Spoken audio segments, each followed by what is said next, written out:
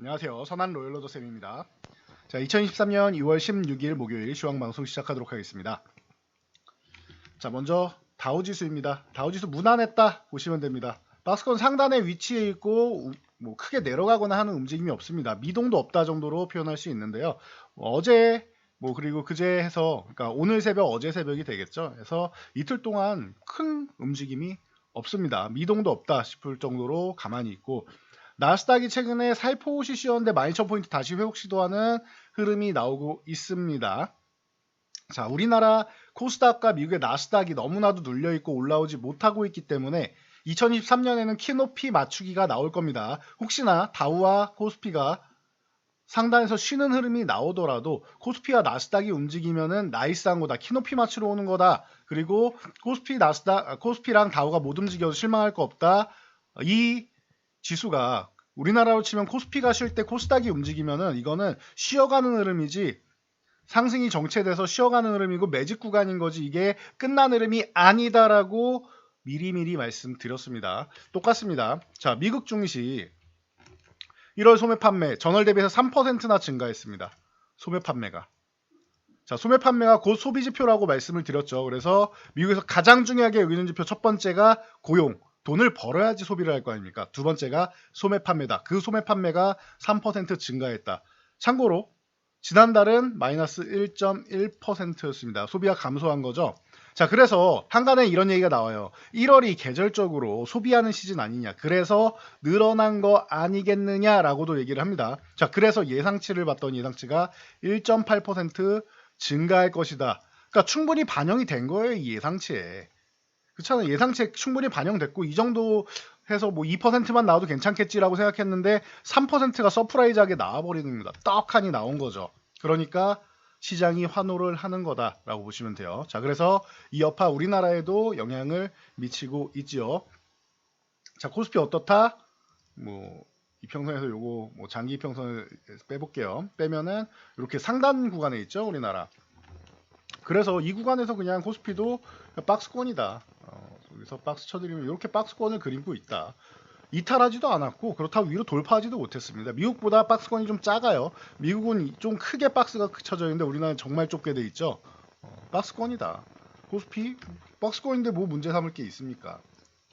자, 그래서 수급 동향을 살펴봤더니 코스피 주식은 이제 매수하는 게 조금 둔화가 됐죠. 둔화가 됐고 금융투자에서 사는 건 이거 프로그램하고 연결되어 있는 거라 선물 12,000계약, 12,600계약 이제 매도 나오면서 매수한 게 있기 때문에 이건 순수하게 매수라고 볼 수는 없다라고 말씀을 드렸죠. 단 코스닥은 신뢰성을 갖는다. 그리고 투신하고 사모펀드 들어오는 거 아주 좋다. 그리고 연기금이 어쩐 일로 들어오고 있다 정도. 그러니까 포트폴리오 재편 구간이다라고 말씀드렸죠. 그 구간이라고 보시면 돼요. 그래서 뭐 큰 금액은 아니죠. 연기금도 일부, 사모펀드도 일부, 투신도 일부 샀다 정도고 중요한 건 외국인들이 팔지 않고 있다라는 거예요. 개인만 팔고 있다. 오늘도 1조 원 가까이 주식을 시원하게 집어던진 개인 투자분들입니다. 자, 그리고 코스닥 주식 어저께 조금 줄이나 싶었는데 오늘 2천억 가까이 외국인이 담죠. 외국인이 지금 설 연휴 이후에는 코스닥을 적극적으로 담고 있다라는 거 이거 체크하시면 될 것 같습니다. 해서 지금은 코스닥 쪽에 외국인들이 좀 집중하고 있다. 왜? 코스피는 조금 쉬어야 되는 구간이니까 편안하게 보시면 돼요. 그리고 선물 동향 어저께 일부 선물 매도가 나와서 한 7천 계약 정도 장중에 만 계약도 넘었었죠. 그래서 우려감 가지신 분들이 일부 계셨을 텐데 하루 만에 다시 사고 추가적으로 매수까지 나왔습니다. 자, 그래서 이것도 장중에 한 15,000 계약으로 끝날 수 있는 거를 마감 동향에 기관 투자들이 청산을 하기 시작하면서 강력하게 청산을 했죠. 기간이 7,000 계약이 아니에요, 이거. 원래 그 마감 전에 11,000 이 마감 전에는 기관이 더욱더 매도세가 강했단 말이에요. 11,000 계약 넘었죠. 그런데 7,100 계약으로 마무리했다. 4,500 계약 정도를 마감에 던졌다. 마감에 사들였다라는 거예요. 매수했다. 그러니까 이 중에서 3,000 계약 이상 외국인들의 물량이 쓱 빠져나간 거다라고 보시면 되고요. 외국인들이 판 게 아니라 외국인들은 들고 가려고 했는데 기관이 아이고 나 좀 살려주시오 하고 산 거다. 그래서 비중이 이게 줄어든 거다 보시면 돼요. 외국인들은 더욱더 적극적으로 15,000 계약 정도를 매수했다 정도로 보시면 될 것 같습니다. 그러면은 걱정할 필요는 없다. 다만 옵션 쪽으로 해서 콜옵션을 계속 위를 막고 있죠. 매도를 통해서. 그러면은 자 3월까지 해서 이제 상승 흐름 이제 한 달 정도 남았죠. 그래서 3월까지 해서 이제 3월 만기일까지는 상승 흐름을 보일 수 있는데 이제 3월 9일입니다. 그래서 한 달도 안 남긴 했지만 그 구간까지는 돌파는 할 수 있는데 아직까지는 잘 모르겠다고 위에를 살짝 막아놓는 거죠. 여기를 넘어가 준다라고 하면은 콜옵션 매도 구간에서 일부는 대신 요것도 재밌는 게 외가는 사고 있고 내가를 팔고 있는 거예요. 그러니까 근접한 쪽은 사고 있고 바깥쪽을 근접한 쪽은 팔고 있고 그러니까 막아놓는 거죠. 막아놓고 이 위를 돌파하게 되면은 그냥 시원하게 열어놓는 거예요. 외가 쪽은. 그래서 이게 좀 어려우실 수는 있는데 변동성을 지금 제한을 하고 있는데 만약에 변동성이 이 박스권을 돌파하거나 이탈한다라고 하면은 변동성을 한번 확대할 수 있는 장이에요. 당장은 이렇게 제한을 하고 있지만 위쪽으로 올라간다 한번 크게 확대될 수 있다. 즉 저항을 돌파하면은 지금까지 여기 힘 모았던 건 분출할 수 있다라는 뜻이에요. 이렇게까지 받아들이시면 됩니다. 그래서 수급 자체도 너무 좋아요. 지금 걱정할 필요가 없다. 어제도 말씀드렸죠. 외국인들 더 싸게 사고 싶어서 그러는 것 같습니다. 말씀드렸죠. 그래서 어떻게 해요? 오늘 더 싸게 어제 매도한 금액보다 훨씬 더 많은 2배 이상 물량을 오늘 담아놓고 있다라는 거예요. 그래서 코스닥 더 이제 외국인들이 적극적으로 매수를 하고 있다라는 거 체크해 보시면 될 것 같고요. 자 종목별 동향도 뭐 반도체 쪽 삼성전자 같은 경우 지금 62,500원은 뭐 지켜준다라고 말씀드렸죠. 살짝 이탈해서 흔들긴 나와도 이 구간 수렴 구간이라고 말씀드렸는데 수렴 이후에 이제 돌파할 준비는 다 마친 것 같습니다. 재밌는 거는 돌파라고 저는 확신하고 있고 밑으로 내려가도 한번 흔들고 또 넘어가는 것이고 그냥 넘어갈 가능성이 더 높다라고 봐요. 삼성전자 그리고 작년에 정말 가장 못난이었던 SK하이닉스 이런 종목들이 이제 올라오기 시작하고 있고 그래서 제가 삼성전자 SK하이닉스 보면 항상 같이 봐야 되는 거 뭐라고 했죠?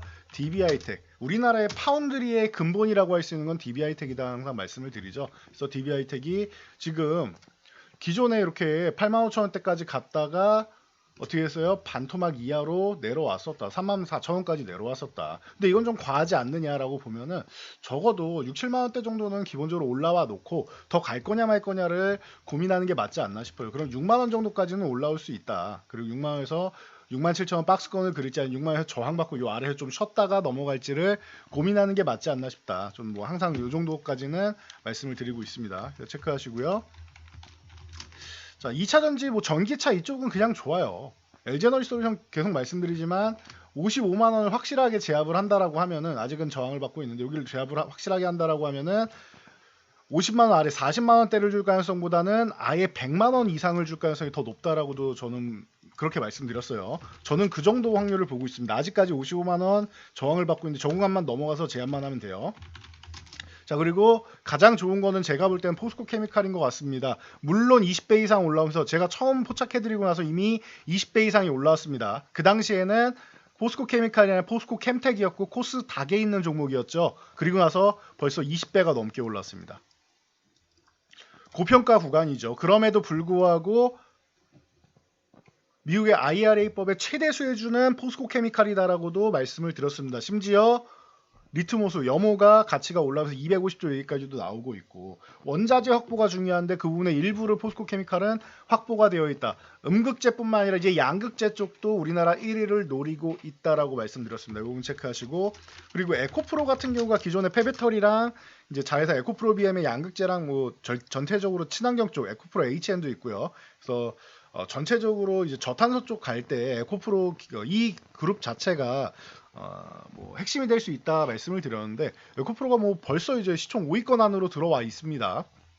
그래서 잘 보면은 시총 5위권 안에 지금 에코프로 BM, LNF, 에코프로 이렇게 세 종목이나 들어와 있죠. 다 2차전지 이 친환경 쪽인 것이고 이제 셀트리온 SK가 2위로 밀렸고 카카오 게임즈가 5위 정도에 있어요. 그러면은 바이오 게임이 일부 받쳐주는 거고 그 바로 아래 HLB가 있으니까 그리고 SM이 지금 13만 원인데 저게 치고 올라오면 5위권 안에 들어올 가능성이 좀 생기겠죠. 이 정도까지 생각하시면 될 것 같아요. 그럼 10위권 안에 어떻게 정리되느냐? 제가 코스닥의 시총이 변화할 겁니다라고 코로나 시절에 여러분께 말씀을 드렸죠. 어떻게 변했어요? 2차 전지 관련주들이 좀 올라올 겁니다라고 했는데 지금 1위, 3위, 4위 돼 있죠. 그리고 나서 좀 아래로 내려오면 10위권 살짝 밖에 첨보도 있고, 첨보도 10위권 안에 들어올 가능성이 높습니다. 예, 올라올 가능성이 높고, 동질 세미케미 그 아래 있는데 20위권 안에 있는데 저건 반도체하고 CNT 도전제를 함께 하고 있죠. 그래서 반도체주들도 좀 많이 밀려 있는데 이제 리노공업이 이제 어느 정도 이제 버텨주고 있는 상황에서 솔브레인하고 동질 세미캠 같은 경우가 쓱 올라올 가능성 충분하다. 그리고 다우데이터가 뭐 상당히 올라와 있죠. 이 정도 보시면 될 것 같아요. 그래서 전체적으로 2차 전지 관련주들, 그리고 뭐 성일하이텍이나 이런 쪽, 그리고 코스모화 이런 폐배터리 관련 쪽 관심 가져 보실 만하고요. 이제 센트라이모텍 같은 경우는 이제 테슬라 관련 쪽으로 해서 윤 대통령이 뭐 머스크랑 지난번에도 뭐 기가팩토리 얘기를 했는데 제가 이렇게 말씀드렸습니다. 한국도 대상국 중 하나다. 이거는 립 서비스다라고 말씀드렸어요. 제가 일론 머스크면 한국에다 공장 안 지을 것 같은데 굳이 한국에 짓는다고 해서 테슬라가 이득 보는 게 있나 싶어요. 우리나라 노조도 강성이죠. 노조분들 강력하잖아요. 노조 강성이죠. 거기다 자동차 쪽은 특히나 임금도 높죠. 자동차 회사분들 임금 굉장히 높습니다. 우리나라. 현대차, 기아차 임금 높은 건 유명하죠. 그런데 노조까지도 강력해? 그러면 굳이 한국에다 짓고 싶을까요? 생산 단가가 올라가잖아요. 그럼 본인들이 가져가는 돈이 줄어야 되는데 그렇다고 비싸게 팔 수 있는 것도 아니고. 그리고 우리나라 같은 경우는 해외에서 가져왔다고 해서 불리하게 해주는 것도 아니죠. 중국처럼 자국 차에만 보조금 때려주고 외국 차에는 안 주고 이런 거 없죠. 우리나라는 다 잘해주죠. 외국 차는 오히려 뭔가 프리미엄을 붙여갖고 더 잘해주려고 그러죠. 우리나라 특이한 나라죠. 자국 자동차를 지키고 자국 산업을 지키는 게 아니라 외국에다가 더 잘해주는 나라예요. 우리나라는 굉장히 친절한 나라예요. 그렇다면 저라면은 우리나라에다가 공장을 짓고 싶지 않을 것 같습니다. 뭐 부품사라면은 당연히 짓고 싶겠죠. 근데 조립하는데 굳이 우리나라에서 조립할 필요가 있나라는 생각이 뭐 제 개인적인 생각으로는 듭니다. 그렇다라고 하면 굳이 우리나라에 지을 필요가 있느냐라는 부분에 대해서 뭐 저는 그렇고 차라리 중국에 공장을 증설하거나 뭐 인도에 짓는다거나 베트남에 짓는다거나 하는 게 낫지 않은가라는 생각이 들고요. 뭐 말레이시아 같은 경우도 그렇고 원자재가 나오는 나라 쪽에다 보는 게 낫죠. 라고 저는 생각을 합니다. 이건 제 개인적인 생각이니까 그렇게 아시고요. 그래서 일론 머스크가 관심 있는 거는 뭐다? 우리나라에 관심 있는 거는 한국의 기술력, 폐배터리도 있지만 한국의 기술력 중에서 제일 관심 있는 건 제가 볼 때는 이건 것 같아요. 충전. 지난번에도 말씀드렸죠. 충전 인프라 쪽에 좀 관심이 많은 것 같다. 일론 머스크가 이 말씀을 드렸는데 그러니까 센트라이모텍 같은 거 움직이면서 대보마그네틱이 아직 안 움직였어요. 이거 잘 보시고요. 그리고 이제 충전 쪽 매스트래픽이라던가 이제 막 출발해야 되는데 아직 뭐 수급이 제대로 안 들어왔죠. 수급 들어오면 보세요. 미리 들어가지 마세요. 요즘엔 수급 안 들어오면은 계속 질질 끌려갈 수 있습니다. 자, 그리고 휴맥스 그룹. 휴맥스 같은 경우는 수급이 이제 싹 들어오고 있죠. 그러니까 이런 거 관심 갖기 시작하시고, 그리고 에스트래픽은 관심 종목 넣어두시고, 그리고 원래 원익 P&E 같은 경우를 우리가 많이 말씀드렸는데 얘가 그 최근에 좀 이제 쉬었다가 이제 다시 한번 또 움직이기 시작하려고 이중 바닥 트랩 정도는 만들고 있습니다. 그러면은 요 구간 잘 보셔서 이제 수급이 들어오는지 확인하시고, 그리고 디스플레이텍 이런 종목들 요 항상 같이 보시라고 말씀드렸죠. 디스플레이텍이 오늘 수급이 들어오면서 5,500원 건드리고 조정까지 하루에 다 받았습니다. 그러면 요거 기간 조정을 받는지 확인해서 그 다음번에 수급 들어올 때는 디스플레이텍부터 보시면 되겠죠. 그리고 이 충전 쪽 하면 무선 충전 쪽은 아모센스 무시할 수 없다. 아모센스 같은 경우가 이제 차폐 쪽으로 과거부터 유명했기 때문에 차폐 기술 갖고 있는 아모센스 14,000원 돌파하면서 수급이 들어온다라고 하면 이 종목도 한번 폭발할 수 있다라는 거. 이런 쪽을 같이 보시면 될 것 같아요. 그래서 이런 부분 같이 보시고 오늘 위메이드 그룹주가 좋았죠. 위믹스가 뭐 재상장한다라는 얘기 그리고 전체적으로 뭐 네오위즈 피해 거짓부터 시작해서 위메이드의 미르앤 글로벌 그리고 올해 신규 게임들 이제 출시가 뭐 대거 뭐 준비되어 있다라고 얘기를 해요. 그래서 뭐 겸사겸사인데 그냥 쉽게 말하면은 위메이드 위믹스 상장이다 이슈다 생각하시면 돼요. 그래서 위메이드가 이렇게 탁 튀어 올라오고 있고 그리고 위메이드 맥스 같은 경우가 이제 같이 움직이는데 위메이드 맥스가 변동성이 좀 더 크죠. 참고하시고 컴투스 홀딩스가 같이 움직였습니다. 이것도 위믹스 관련 쪽이죠. 그리고 컴투스 같은 경우는 위믹스 관련된 부분과 함께 또 뭐가 있어요? SM 관련 지분 4% 보유하고 있습니다. 그러니까 이 지분 경쟁 이슈에서 SM이 올라가면 이 부분에서도 이제 이득을 조금 취할 수 있다라는 정도 여러분들이 체크를 하시면 될 것 같습니다. 그래서 뭐 그 정도 보시면 될 것 같고 오늘 이제 현대차, 기아차 뭐 이쪽 현대차, 기아 이쪽이 이제 슬슬 움직이기 시작해요. 기아는 조금 먼저 움직였고 현대차도 움직이죠. 그래서 기아도 이렇게 움직였다. 그러면은 이제 우리가 항상 같이 말씀드리는 거 성우하이텍 이런 거 같이 움직인다라고 말씀을 드려요. 그래서 성우하이텍이 오늘 14%나 올라오면서 거래량 딱 실리기 시작하죠. 그럼 같이 봐야 되는 거 뭐 있어요? 화신 같은 거 여러분들 항상 체크하시라고 말씀드리죠. 아직 출발 안 했습니다. 이제 막 출발하려고 하니까 화신, 뭐 SL 그리고 조금 올라온 척 했던 거 아진산업 같은 경우가 이제 올라오는 척만 했는데 뭐 2,700원 회복되면 아진산업 같은 경우도 있고 뭐 여러분들이 가장 뭐 기본적으로 볼 수 있는 거는 현대로템, 현대로템 뭐 이런 뭐 현대위아 뭐 이런 쪽 뭐 눌려 있는 종목들 많이 있죠. 현대로템은 하나에어로스페이스하고 움직임이 너무나도 달라요. 하나에어로스페이스 너무 좋은데 현대로템 같은 경우 눌려 있고 현대위아 같은 경우도 작년에 실적은 좋았는데 아직도 이렇게 눌려 있죠. 현대차, 기아차 올라오는 거랑은 다르죠. 그러니까 현대기아차가 움직이는데 현대위아가 눌려 있다 그러면은 추후에 얘가 한번 살아날 수 있다라는 거. 그럼 지금 움직이는 놈들 체크하시고 얘는 거래량 이제 슬슬 조금 붙여주려고는 하니까 꿈틀거리긴 하니까 거래량 실어주면서 양복 하나 나올 때 그때 관심 가지시고요. 만도 같은 경우 우리가 또 무시할 수가 없겠죠. 그래서 HL 만도가 이제 슬그머니 올라오고 있습니다. 그러니까 이런 쪽 같이 보시면 될 것 같아요. 그리고 부품주들이나 이런 쪽 보시고 전기차 관련 쪽도 소재 쪽으로 지금 집중되고 있는데 여기서 이제 추가적으로 여러분들이 조금 이제 모멘텀을 만들면 되지 않을까 싶습니다. 그래서 이런 정도로 여러분들 자신 없다 싶으면은 뭐 AI 챗봇 이런 거 건들지 마시고 그냥 그 친환경 쪽으로 보시고 반도체 쪽 보시고 뭐 여러분들이 볼 수 있는 쪽을 그냥 보시면 될 것 같아요. 일희일비하면서 흔들리지 마시고 내가 잘 할 수 있고 그리고 안정적으로 볼 수 있는 쪽에 좀 대기하면 된다. 그리고 우크라이나 재건 쪽이나 이런 쪽이 좀 얘기가 나올 수 있습니다. 미국 하원에서 이제 전쟁을 끝내고 싶어하는 얘기가 나오고 있죠. 그렇다라고 하면은 이제 이 당사자들끼리 정리는 할 수 없으니까 이 양국을 좀 이제 미국이 중재하지 않겠느냐라는 그런 부분에 대해서 여러분도 조금 고려해 보시면 재건주들 같은 경우 재건주가 또 지금 튀르키예랑 또 연결되다 보니까 뭐 데모나 이런 거 올라온다라고 말씀을 드렸죠.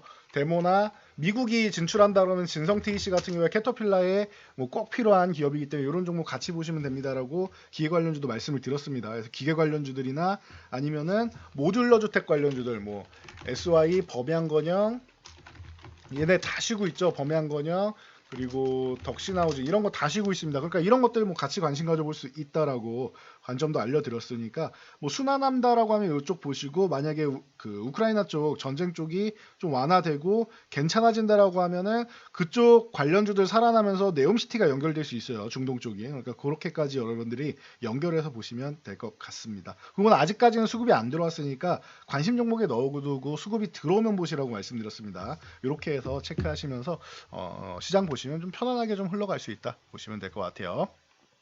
자, 오늘 영상은 여기까지 말씀드리고 마치도록 하겠습니다. 자, 시장이 작년하고는 다릅니다. 작년에 학습 효과 때문에 올라오면 무조건 떨어지겠지라는 아니란 이런 비관적인 생각 버리셔야 됩니다. 올해는 전환을 하셔야 되고요. 그리고 좋은 종목을 좀 들어가서 조금 기다릴 줄 아셔야 되고 아니면 수급이 들어올 때 바짝 체크하셨다가 들어가시거나 이런 타이밍으로 보시면 올해는 좀 좋은 성과를 올릴 수 있다라는 거 다시 한번 말씀드리고 마무리하도록 하겠습니다. 영상이 도움되셨다면 여러분들 주변 분들께도 저희 채널 추천 한번 부탁드리고요. 영상 잘 참고해서 모두 안전투자하시기 바랍니다. 좋아요 하나씩 눌러주시면 감사드릴게요.